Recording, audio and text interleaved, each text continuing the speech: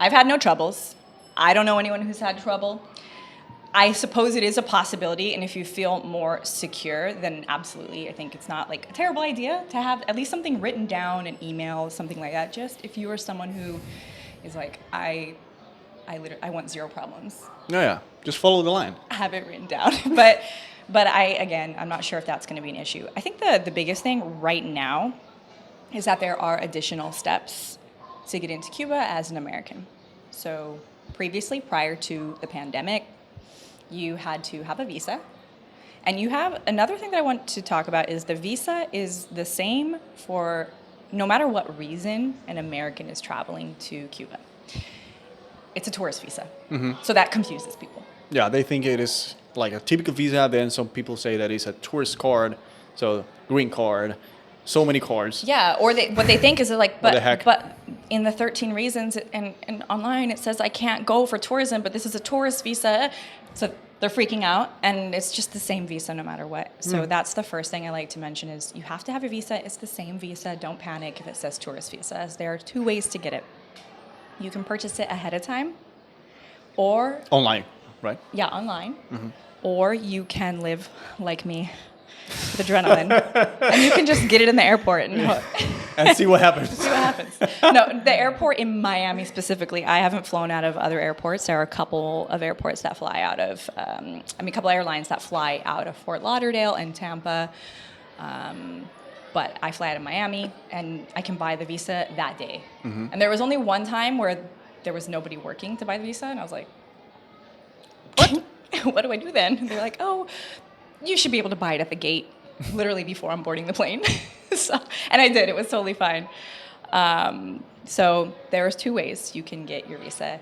Again, if you are someone who wants to be ultra prepared, have it in hand beforehand, buy it online.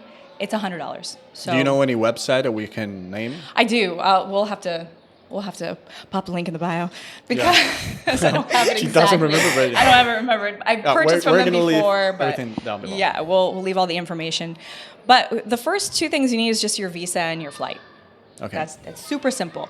There are 8 flights a day From just Miami. from Miami from American Airlines alone. Okay. There are going to be 2 at the time of this recording from Delta Airlines, which is my preferred airline moving forward, because American Airlines, they have the benefit of having a lot of available flights every single day. However, They suck? the service is great. Everyone I've ever dealt with has been amazing. My flights are rarely delayed, especially for Cuba. It's right here. It's so close, it's almost obnoxious how different the world is. 45 minutes in the air, and you're like, I've been transported to a different place. But the way that they handle their baggage policy, they know being in Miami, having so many flights, a lot of family are coming into the country to bring supplies, to bring goods. So they put a baggage restriction that is pretty strict. So, I mean, if you fly to Europe on American Airlines, you can bring 10 bags if you wanted to, check 10 bags. But if you are flying to Cuba, you can check 2. There is a short period of time during the year where you can check 3. And the cost of the bags is triple what it costs if you're going anywhere else. You can't pay for, or you can't bring a bag. It will cost if you go over 50 pounds, and you cannot, under any circumstances, go over 70 pounds. So the baggage restrictions are, it just like, it frustrates me because it's just like, I know you're doing this because you know people are going in, they're going to check 2 bags. So you're like, well, if they're going to check 2 bags because they're bringing all this stuff for their family. Yeah, unless you are like native. Right. Then they're like, then we're just going to charge a shit ton. Because they're going to do it anyway, because they need to bring all this stuff to their family. During the holidays, I ran into a young lady in line with a duffel bag and her purse, like a backpack or whatever. And the staff kept on going around being like, are you going to Cuba? Because all she had was a duffel bag and her backpack. And Where are you here going? all of Sure? us are with like Is this your line? luggages, like everyone with huge luggages. She got asked like 4 or 5 times if she was going to Cuba. Because I couldn't believe that she was just bringing a duffel bag to Cuba. And she was like, oh my God, I like booked this trip so last minute. I had time for the holidays. If I would have known, I would have brought stuff.